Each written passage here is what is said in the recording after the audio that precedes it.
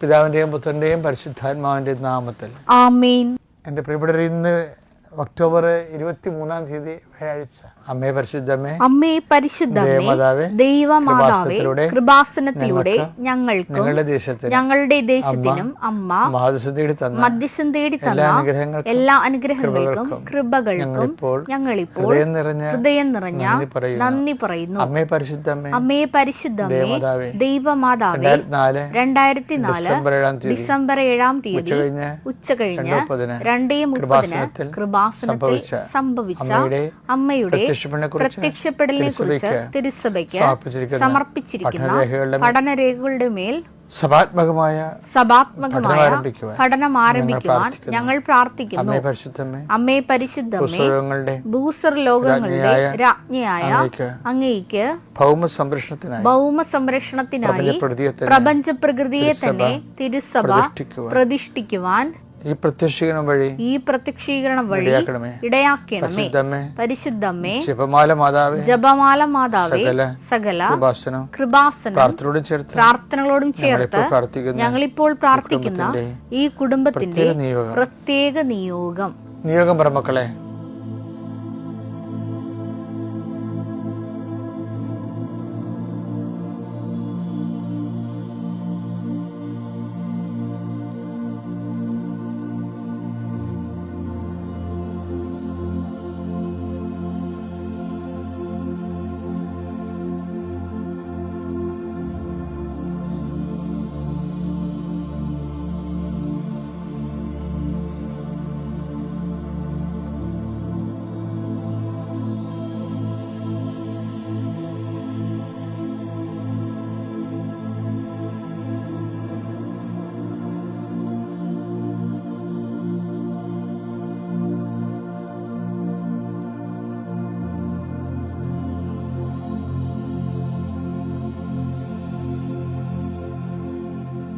അമ്മയുടെ പ്രത്യക്ഷീകരണത്തിന്റെ ഈ അനുഗ്രഹവേളയിൽ ഞങ്ങൾക്ക് സാധിച്ചു തരുവാൻ കനിയണമേ. ആമേൻ. വിശ്വാസ പ്രമാണം. സർവശക്തനായ പിതാവും ആകാശത്തിന്റെയും ഭൂമിയുടെയും സൃഷ്ടാവുമായ ദൈവത്തിൽ ഞാൻ വിശ്വസിക്കുന്നു. അവിടുത്തെ ഏകപുത്രനും ഞങ്ങളുടെ കർത്താവുമായ ഈശോമിശിഹായിലും ഞാൻ വിശ്വസിക്കുന്നു. ഈ പുത്രൻ പരിശുദ്ധാത്മാവിനാൽ ഗർഭസ്ഥനായി കന്യകാമറിയത്തിൽ നിന്ന് പിറന്ന് പൊന്തിയോസ് പീലാത്തോസിന്റെ കാലത്ത് പീഡകൾ സഹിച്ച് കുരിശിൽ തറയ്ക്കപ്പെട്ട് മരിച്ച് അടക്കപ്പെട്ട് പാതാളങ്ങളിൽ ഇറങ്ങി മരിച്ചവരുടെ ഇടയിൽ നിന്ന് 3-ാം നാൾ ഉയർത്ത് സ്വർഗത്തിലേക്ക് എഴുന്നള്ളി സർവശക്തിയുള്ള പിതാവായ ദൈവത്തിന്റെ വലതുഭാഗത്തിരിക്കുന്നു. അവിടെ നിന്ന് ജീവിക്കുന്നവരെയും മരിച്ചവരെയും വിധിക്കുവാൻ വരുമെന്നും ഞാൻ വിശ്വസിക്കുന്നു. പരിശുദ്ധാത്മാവിലും ഞാൻ വിശ്വസിക്കുന്നു. വിശുദ്ധ കത്തോലിക്കാ സഭയിലും പുണ്യവാന്മാരുടെ ഐക്യത്തിലും പാപങ്ങളുടെ മോചനത്തിലും ശരീരത്തിന്റെ ഉയർപ്പിലും നിത്യമായ ജീവിതത്തിലും ഞാൻ വിശ്വസിക്കുന്നു. ആമേൻ. സ്വർഗ്ഗസ്ഥനായ ഞങ്ങളുടെ പിതാവേ, അങ്ങയുടെ നാമം പൂജിതമാകണമേ. അങ്ങയുടെ രാജ്യം വരണമേ. അങ്ങയുടെ തിരുമനസ് സ്വർഗത്തിലെ പോലെ ഭൂമിയിലും ആകണമേ. അന്നു വേണ്ടുന്ന ആഹാരം ഇന്ന് ഞങ്ങൾക്ക് തരണമേ. ഞങ്ങളോട് തെറ്റ് ചെയ്യുന്നവരോട് ഞങ്ങൾ ക്ഷമിക്കുന്നത് പോലെ ഞങ്ങളുടെ തെറ്റുകൾ ഞങ്ങളോടും ക്ഷമിക്കണമേ. ഞങ്ങളെ പ്രലോഭനത്തിൽ ഉൾപ്പെടുത്തരുതേ, തിന്മയിൽ ഞങ്ങൾ രക്ഷിക്കണമേ. ആമേൻ. നന്മ നിറഞ്ഞ മറിയമേ, സ്വസ്തി. കർത്താവ് അങ്ങയുടെ കൂടെ സ്ത്രീകളിൽ അങ്ങ് അനുഗ്രഹിക്കപ്പെട്ടവളാകുന്നു. അങ്ങയുടെ ഉദരത്തിൻ ഫലമായി ഈശോ അനുഗ്രഹിക്കപ്പെട്ടവനാകുന്നു. പരിശുദ്ധ മറിയമേ, തമ്പുരാന്റെ അമ്മേ, പാപികളായ ഞങ്ങൾക്ക് വേണ്ടി ഇപ്പോഴും ഞങ്ങളുടെ മരണസമയത്തും തമ്പുരാനോട് അപേക്ഷിക്കണമേ. ആമേൻ. എൻ്റെ കർത്താവിൻ്റെ ഉന്നതമായ നാമത്തിന് സ്വസ്ഥം ചെയ്യുന്നു. കർത്താവെ, അങ്ങയുടെ വിശുദ്ധ രക്തത്താൽ വീണ്ടെടുക്കപ്പെട്ട അങ്ങയുടെ ജനത്തിനു വേണ്ടി ഞാൻ പ്രഭാതത്തിൽ പ്രാർത്ഥിക്കുന്നു.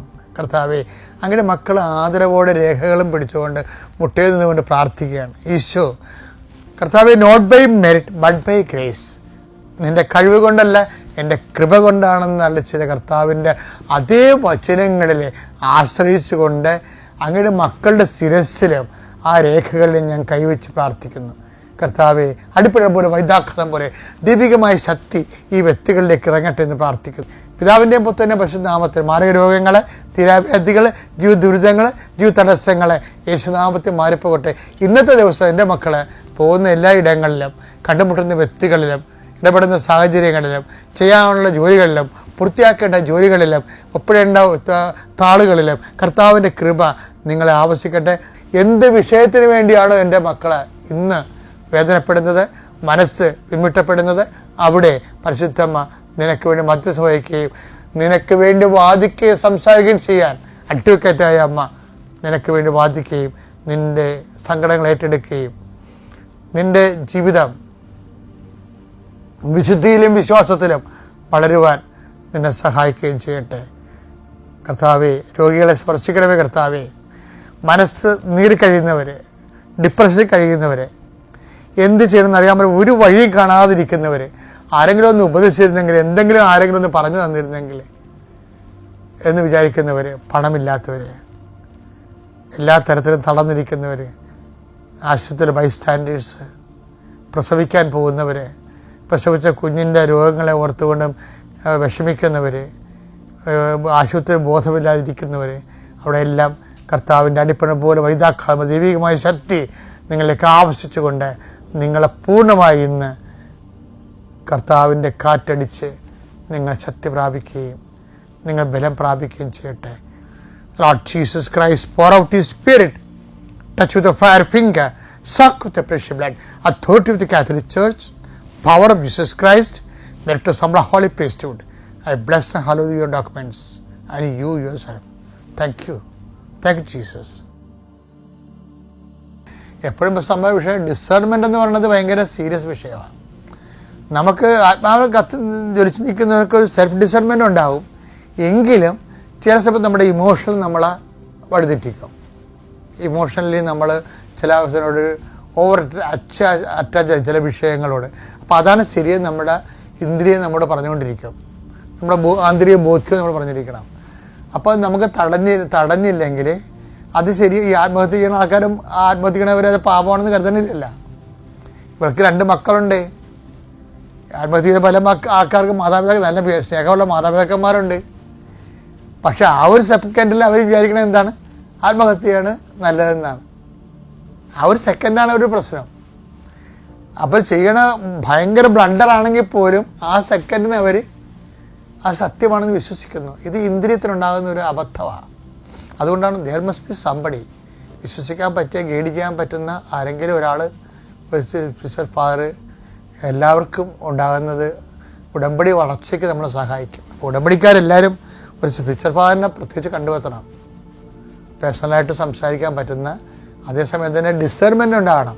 ഡിസേർമെൻ്റ് എന്ന് പറയുന്നത് ആത്മാവിൽ നിറഞ്ഞുള്ള ഒരു സംഭവം കേൾക്കുമ്പോൾ തന്നെ വൈറ്റ് ഓർ ബ്ലാക്ക് എന്നിങ്ങനെ ഓട്ടോമാറ്റിക് ആയിട്ട് നമുക്ക് തോന്നും. അത് വിവേചന ശക്തി എന്ന് പറയണത്. ഇപ്പം ഞാനൊക്കെ കുമ്പസാരിക്കാൻ പോകുമ്പോൾ ആ കുമ്പസാരിക്കാൻ തരുന്ന ഉപദേശങ്ങൾ വരെ അനോയിൻറ്റഡ് ആകാൻ വേണ്ടി മുൻകൂട്ടി പ്രാർത്ഥിക്കും. കുറേ നേരം പ്രാർത്ഥിച്ചു. അതാണ് കുമ്പസാരത്തിന് മുമ്പുള്ള പ്രാർത്ഥന. പിന്നെ ഏറ്റവും നല്ലത് മനസ്സാപ്രകരണമാണ്. ഞാൻ വിശ്വാസപ്രമാണം ചെല്ലണതിന് മുമ്പ് ഞാനിപ്പോൾ റോമിൽ പോയപ്പോൾ എല്ലാ മാർട്ടിടത്തിലും പോയി. ജസ്റ്റിൻ ദ മാർട്ടയർ, പത്രോസിൻ്റെ ശവകുടീരത്തിൽ പോയി കുർബാനയില്ലേ, അതിൻ്റെ അടുത്തുള്ള തൊട്ടരികിലുള്ള ആൾത്താരെ വിശുദ്ധ പത്രോസിൻ്റെ. അതിനുശേഷം പൗലോസിൻ്റെ കുഴിമാടത്ത് പോയി പ്രാർത്ഥിച്ചു. അതിനുശേഷം വിശുദ്ധ പൗലോസിൻ്റെ.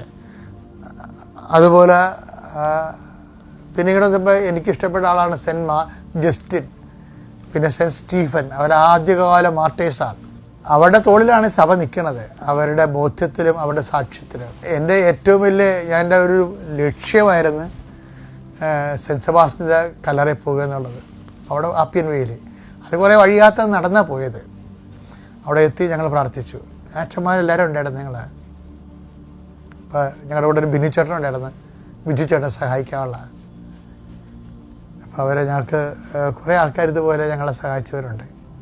അപ്പോൾ അവിടെ എല്ലാം പോയി പ്രാർത്ഥിക്കുമ്പോൾ ഞാൻ ആദ്യം ചെല്ലണത് എന്താണ്? ഞാൻ പൗലോസിൻ്റെ കുഴിമാടത്തിൽ ചെന്നപ്പോൾ ഞാൻ കുഴിമാടത്തിൽ ചെന്ന് പൗലോസിൻ്റെ ജയിലിൻ്റെ അടുത്ത് പോയി എന്ന് വെച്ചാൽ പ്രാർത്ഥിച്ച്. പൗലോസ് കിടന്ന ജയിലിൽ ബലഹീനതയിലാണ് ദൈവത്തിൻ്റെ ശക്തി പ്രവർത്തിക്കുന്നത്. ഞാൻ ബലഹീനായിരിക്കുമ്പോഴാണ് ഞാൻ ശക്തനായിരിക്കുന്നത്. എൻ്റെ കണ്ണ് നിറഞ്ഞു പോയി. കാര്യം ലോകത്തിന് ആധ്യാത്മികതയുടെ വലിയ ട്രഷർ കൊടുത്തത് പൗലോസിന്റെ നാവിൽ നിന്നാണ്. ബലഹീനതയിലാണ് ദൈവത്തിൻ്റെ ശക്തി പ്രവർത്തിക്കുന്നത്. ഈ കൃപാസനം ധ്യാനത്തിന് മുഴുവൻ അന്തസത്ത കൃപയാണ്. ശക്തി ദൈവത്തിൻ്റെ ശക്തി കൃപയായിട്ടും ദൈവത്തിൻ്റെ കൃപ ശക്തിയായിട്ട് നമ്മളിലേക്ക് വരുന്നു. അത് ഉടമ്പടി വഴി എങ്ങനെ ടാപ്പ് ചെയ്യാൻ കഴിയുമെന്നാണ് നമ്മുടെ ആധ്യാത്മിക പരീക്ഷണങ്ങളെല്ലാം നടത്തുന്നത്. അപ്പോൾ പൗലോസിൻ്റെ അടുത്ത് പോയി എന്നെ ശക്തനാക്കുന്നതോടെ എനിക്കെല്ലാം ചെയ്യാൻ കഴിയുമോ എന്ന് ഞാനിങ്ങനെ പറഞ്ഞുകൊണ്ടിരുന്നു. പക്ഷെ ഇതൊക്കെ പറയുന്ന ഒരു കാര്യം ഞാൻ പറഞ്ഞായിരുന്നു. എന്താണ്? മസ്താപരണം എൻ്റെ ദൈവമേ ഏറ്റവും നല്ലവരും എല്ലാത്തിനും ഉപരിയായി സ്നേഹിക്കപ്പെടാൻ യോഗ്യനുമായ അങ്ങയ്ക്കെതിരായി പാപം ചെയ്തു പോയനാൽ പൂർണ്ണ ഹൃദയത്തോടെ മനസ്തപിക്കുന്നു, പാപങ്ങളെ വിരട്ടുന്നു. നിങ്ങളീ മനസ്താപ്രകരണം മാത്രം. എൻ്റെ മക്കളെ ഒരു കാര്യം, ഈ കൃപാസന മക്കളെ പ്രത്യേകം ശ്രദ്ധിക്കണം. ഈ ഉടമ്പടി ജീവിതമാക്കിയവർ, നിങ്ങൾ വിശ്വാസപ്രകടനം ചെല്ലുന്നതിന് മുമ്പ് മനസ്താപ്രകടനം ചൊല്ലിയിരിക്കണം. കാര്യം നമ്മൾ വിശ്വാസത്തിൻ്റെ പ്രഖ്യാപനമാണ് ജീവിതം, പ്രഘോഷണമാണ്. പക്ഷേ അതിന് നമ്മളെ യോഗ്യമാക്കണത്, ഒരു സാഹചര്യം ഒരുക്കണതും ഈ മനസ്താപകരണമാണ്. പാപത്തെ അഡ്രസ്സ് ചെയ്യണതാണ് ക്രിസ്തുവിൻ്റെ ജീവിതവും ക്രിസ്തുവിൻ്റെ ദൗത്യവും എന്ന് പറയുന്നത്. അപ്പോൾ നമ്മളും പാപമില്ലാതെ ജീവിക്കാൻ വേണ്ടിയുള്ള പരക്കമാണ് മനസ്സിലുണ്ടാകുന്നത്. അപ്പോൾ അതുകൊണ്ട് എവിടെയെങ്കിലും അറിഞ്ഞോ അറിയാതെയൊക്കെ പോയിട്ടുണ്ടെങ്കിൽ അതിനാണ് ഈ മനസ്താപകരണം ചെയ്തിട്ട് അനുതാപത്തിലേക്ക് വരുന്നത്. കാര്യം സുവിശേഷം മൊത്തം അനുതാപത്തിൻ്റെ യാത്രയാണ്. ശരിക്കും പറഞ്ഞാൽ മാനവരാശി അനുതാപത്തിൻ്റെ അനുരണനങ്ങളിലേക്ക്, അധ്യായങ്ങളിലേക്ക് 1, 2, 3 എന്ന് പറഞ്ഞ് പഠിപ്പിച്ചുകൊണ്ടാണ് ഈശോ യൂദയായിന്ന് ജെറുസലേമിലേക്ക് പോണത് തന്നെ.